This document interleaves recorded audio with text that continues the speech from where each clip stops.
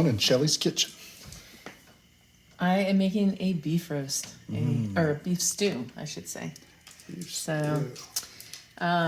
stew traditionally will have carrots, potatoes, onion.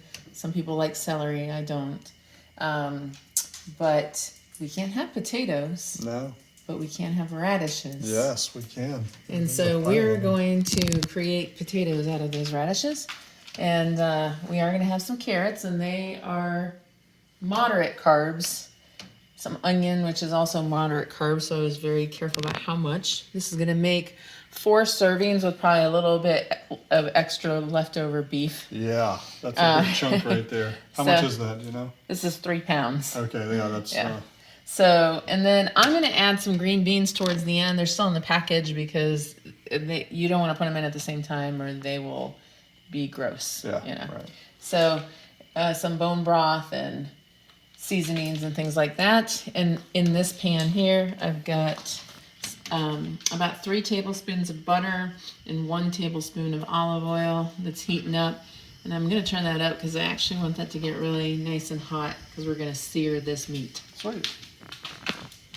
I've cut the roast in half so that it can fit in the pan easier. And I'm just going to season the top and bottom of it with salt, pepper, and garlic. Okay, these are ready to go in. You're going to do them one at a time? I can probably fit both of them in there. Okay. I've got this on pretty high. I want this to sear. The whole point is to sear it.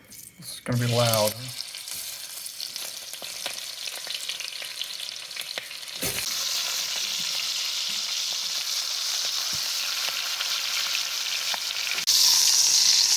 I'm pulling these out. Just going to set it right off to the side. They're going to go right back in here in a minute, but I wanted to have enough room to saute some vegetables. So I've got the onions and carrots, and you can see about the size I kept the carrots so that they don't overcook.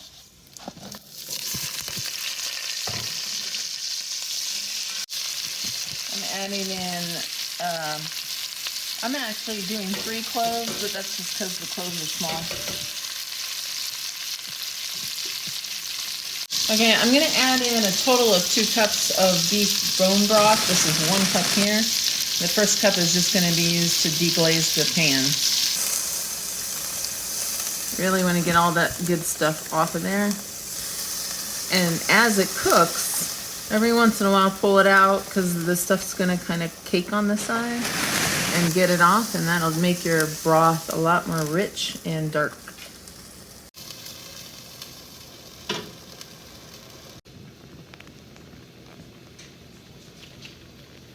Okay, and here I've got 3 cups of radishes.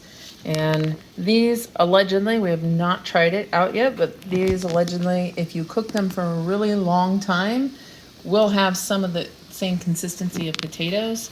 And I'm hoping that cooking and all of the beef broth and all of that good stuff will make it come out tasting like enough like potatoes that will be happy. When you say long time, those are going to cook in here for 2 or 3 hours?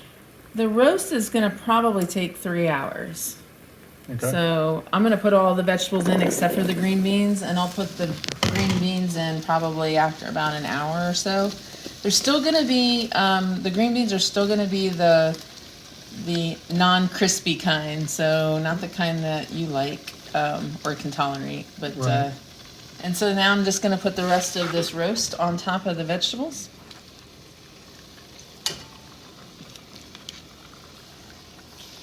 And I'm going to put the rest of this other cups, for a total of 2 cups of broth.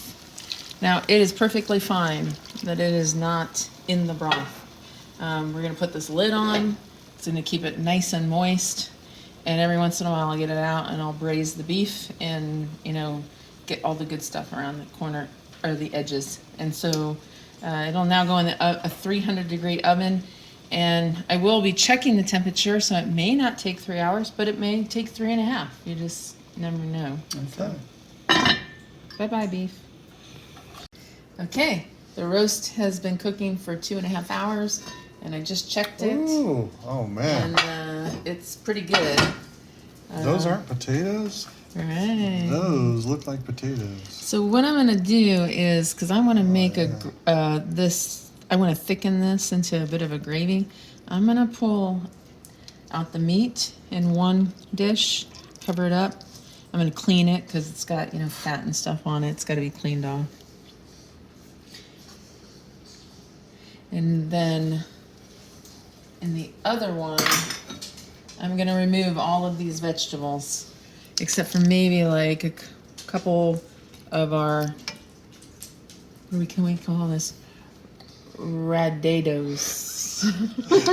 Potatoes. Potatoes.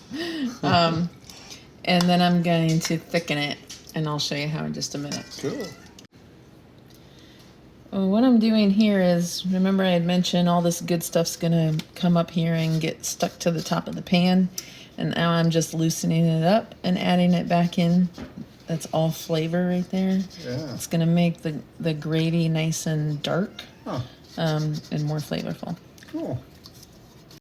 Okay, we are about to make the gravy here, and so I'm gonna just turn up the heat and let that heat up just a minute or two, and then we'll get started. We're going to be using xanthan gum to thicken it, and one of these blenders to do it. Emulsifier? Emulsifier, sorry. There we go.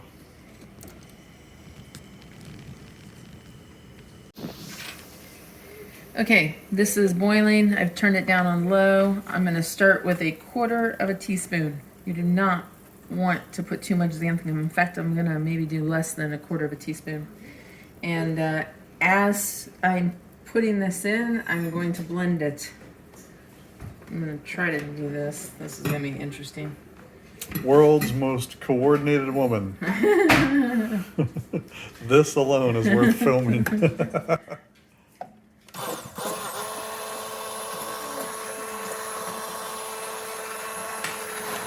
So you can see it is, it's not a thick gravy, and we could thicken it up, but I think once we add in the vegetables and the beef and stuff, it'll thicken up nice, so I think we're gonna stop here. The only other thing I'm gonna do is add some Irish butter. This is about 2 tablespoons, and we're just gonna add that with the emulsifier too. Should give it almost a little bit of a sweet taste to it or something. Which is interesting because radishes are kind of, when you eat them, They're not very sweet. no, they're not sweet at all. Maybe it's the carrot, but I doubt it. Okay. Okay. I've got the vegetables already back in there, and now I'm going to add all of this meat. Stir it all in. Let that warm back up, and then it'll be time to eat. Looks great. Smells great.